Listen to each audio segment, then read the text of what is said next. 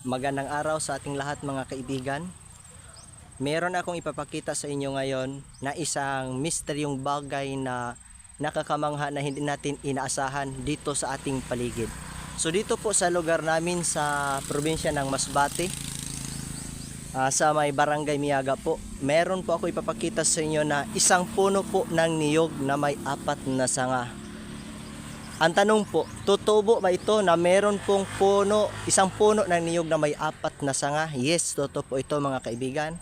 At nandito po kasama ko po ang asawa ko na siya po ang magbibideo sa atin para makita nyo po na talaga po na tunay at totoo na may isa pong sabing nakakataka sa atin na bakit may isang niyog na may sanga na 4.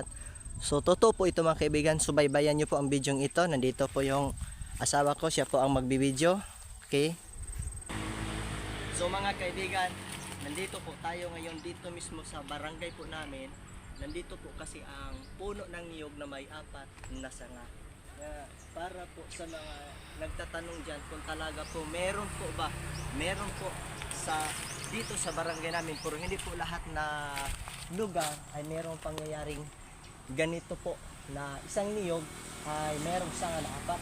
Doon po sa barangay Sumil, meron pong isang niyog na may 6 na sanga. So dito mo natin tutukan ang puno ng niyog na may 4 na sanga. Ayan po mga kaibigan. Ito po ang isang puno ng niyog na may 4 na sanga. Okay. Yan po mga kaibigan, no? Yan po. Para hindi po kayo magulat. Isang magandang tanawin po ito dito sa barangay po namin, sa barangay Miyaga, lungsod po ng Uson. Ayan, may bunga po yan. Kaibigan, nandito na po tayo. Ito yan ang puno. So akitin ko po, ipakita ko sa inyo, ito yung puno ng niyog na may 4 na sanga sa taas. So meron pong mga nangangagat, hindi na po natin aakitin doon sa taas, no? Ito po mga kaibigan, tingnan nyo po ako, no?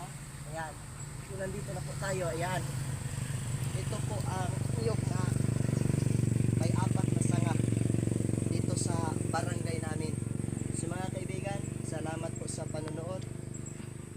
Thank you po, para po makapaniwala po kayo na meron dito. Maraming salamat.